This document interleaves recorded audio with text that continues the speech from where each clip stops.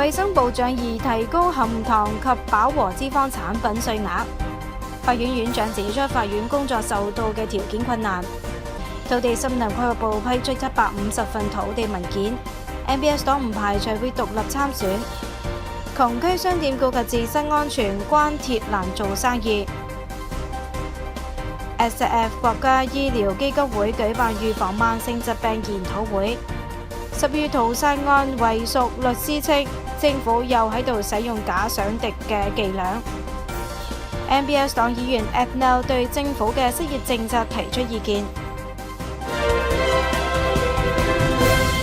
各位觀眾大家好，衛生部長病屋表示，當局正在設計一種有助於減少大眾營養失衡造成嘅健康問題嘅政策。當局正在擬定一套法律，提高含糖同含有飽和脂肪嘅產品嘅稅收。飽和脂肪主要係牛油、豬油等動物脂肪，係蛋糕糕點嘅重要材料。衛生部長透露，人如果長期攝取高糖高脂肪嘅食品，會提高患上慢性疾病嘅機率。所以當局擬定嘅法案係要提高向呢啲產品嘅稅額，進口呢啲產品嘅商家稅額亦要提高。衛生部長表示，當局將法案設計好之後，會將法案送到國會係徵求審理同通過。衛生部長話，法案係為咗保護大眾嘅健康。部長補充話，呢一種保護係部分嘅保護，最終仲係由消費者決定是否購買嗰啲產品。衛生部為咗擬定呢項嘅新法律，6個月之前已經同業界進行諮詢。據悉有幾間公司願意配合呢一項嘅政策。喺星期五，法院任命6位新律師上任嘅儀式上，法院代理院長 Iwan Rasubas 再次為法院發聲訴苦，反映法院喺工作過程中面對嘅條件困難。佢指出，其中一個長期嘅困難就係法官同法院秘書人數太少，呢個導致法院審理案件嘅速度大受影響。法院代理院長自己亦抱怨案件嘅審理太花時間、太冇效率。但從客觀嘅角度出發，呢個亦係冇辦法，因為法官同法院秘書嘅工作能力係有限，佢哋唔係鐵打。法院院長話，其實反映嘅呢啲事都唔係新聞，亦希望政府唔好將佢嘅話題性定為又嚟發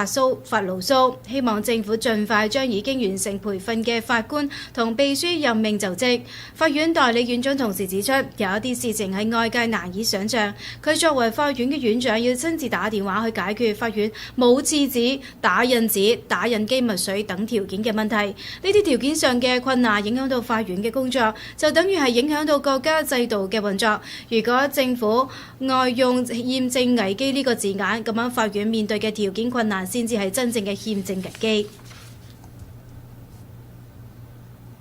土地森林規劃部喺上星期五批出咗750份嘅土地文件，領到呢啲文件嘅人主要係給司法警察部同警察局工作嘅人員。政府批出嘅土地文件係獲取政府地嘅第一階段文件。呢一種文件唔係將土地正式批俾申請人，而係允許申請人可以去進行獲取土地嘅準備工作，譬如到土地登記處去將土地登記喺自己嘅名下，同時籌備開發土地嘅資金、物資、人力等等。如果喺限定嘅時間內將呢啲事情都辦妥，再向土地森林規劃部匯報，當局審查情況之後，先至會將土地嘅使用權正式咁批俾申請者。星期五批出嘅土地都喺 Comawena 嘅 Orlena Grade 嘅 Montalban 區，所批出嘅土地每塊都有500平方米。警察工會書記 Joyce Blockland 表示，警察工會申請嗰一片土地係2010年就提出申請，已經等咗6年，整件事都十分嘅周折。政府之前已經向部分批咗初步嘅土地文件，但喺等候場地得到清理以及安放地下排水管之後，土地文件上嘅6個月限期就已經過期。土地森林規劃部叫申請人重新申請，最後整個申請過程持續咗6年時間，而家終於批出咗752份初步土地文件。布洛蘭話，下一步就係讓申請到土地嘅人有途徑籌到資金給自己蓋房屋。警察工會已經嘗試同 SBSB 銀行磋商呢方面嘅合作。另外喺幾年嘅等候時間中，場地上又長滿咗草，所以要重新清理。原來安放嘅地下排水管部分被人偷咗。洛蘭話：工會將努力解決呢啲嘅困難，已經同建設部同國務院市政府溝通，同時亦成立咗一個建房基金。土地森林規劃部長李烈阜喺活動上親自將土地文件交俾申請者。MBS 黨喺星期六喺巴拉市嘅 Bernhard 入區成立咗一個黨支部，黨支部嘅領導幹部係 Sherida Almond。MBS 黨黨主席喺當日嘅活動上表示，佢唔排除 MBS 黨喺下次選舉中獨立參選嘅可能性，佢亦唔排除下一次選舉可能喺2020年之前就提前選舉。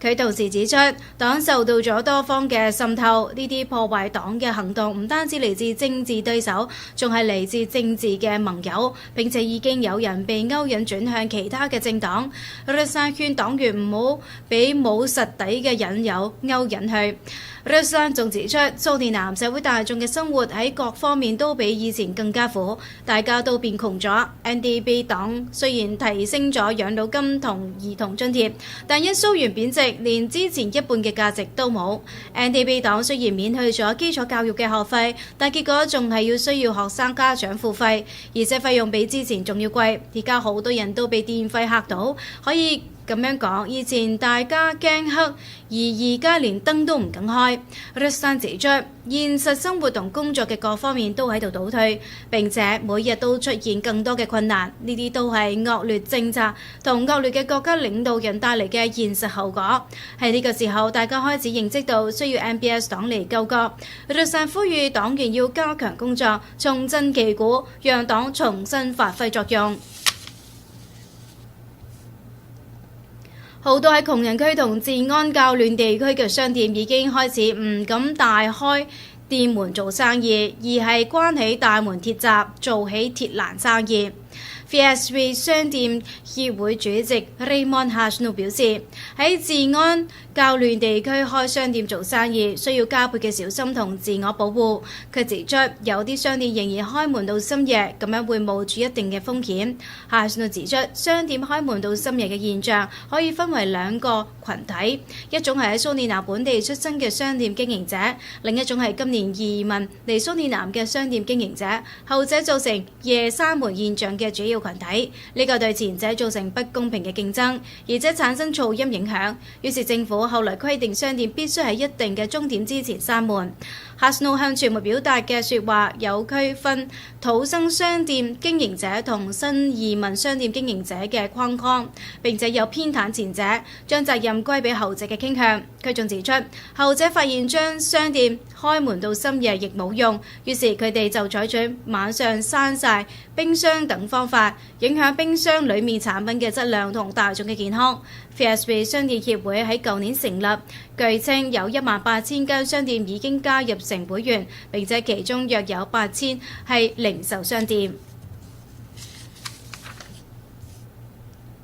6月25號，國家醫療保險基金會舉辦咗一次醫療研討會，主題係慢性疾病綜合醫療，蘇里南必不可少。研討會嘅地點喺知名酒家。國家醫療保險基金會表示，當局從今年年初起就加強咗預防慢性疾病嘅政策，主要係面向後援嘅預防保健領域。喺世界各地，包括蘇里南，6成嘅死亡原因由慢性疾病造成。教會議長主持咗研討會嘅開幕式，佢指出世界各地嘅經驗顯示，好似蘇里南現行嘅醫療體系就係有病治病、應急治病治療嘅傳統醫學，並唔能夠解決慢性疾病嘅問題。佢希望研討會能夠帶動蘇里南建立起一種更綜合嘅醫療體系，推動上工治沒治未病不治已病嘅理念，更注重保健同養生。國家醫療保險基金會總管 Eric Kromodiha 再表示，慢性疾病嘅治療對醫療體系造成越嚟越大嘅壓力，佔用咗大量嘅醫療資源，所以推動預防係長遠之計，可以避免日後更繁重嘅醫療壓力。衛生部長病奧參加咗當日嘅研討會。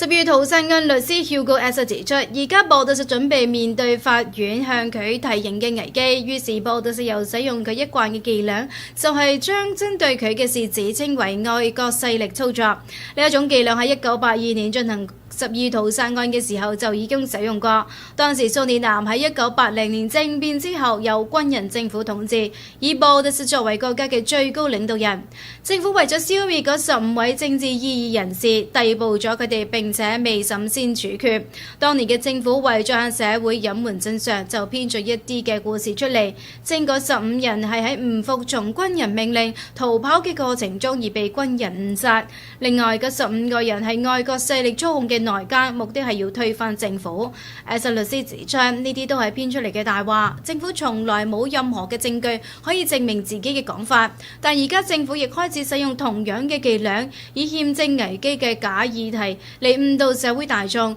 要讓大家無緣無故咁緊張起嚟，以為國家安全出現危機等等。Esser律師指出，法院代理院長已經作出咗清楚嘅駁答，就係法院睇唔出任何所謂憲政危機嘅跡象。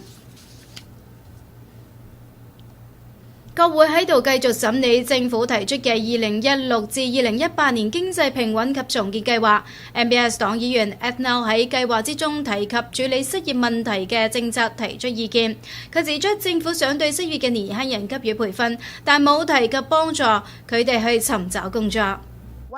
Ethel 認為呢個係唔健全嘅方法。另外，計劃之中所謂嘅提供培訓對象只有200位年輕人，實在可笑。失業嘅年輕人遠多於200位。計劃之中又提及要給100位大學畢業生提供暫時嘅工作。Ethel 則指出，點解計劃定咗100位嘅名額？另外，具體係給大學畢業生安排乜嘢工作？難道係請到政府裏面工作，繼續增多公務員人數嗎？Ethel 仲對計劃之中嘅財政預算設計提出質疑，亦對計劃之中唔注重改善營商環境、鼓勵工商發展嘅缺陷提出意見。Ethel 亦希望政府推出具體政策去鼓勵小型企業、小本經營嘅創業活動。從政府同國際貨幣基金組織嘅合作協議嚟睇，政府日後幾年嘅工商政策將係偏袒國外投資，放棄本產業嘅發展。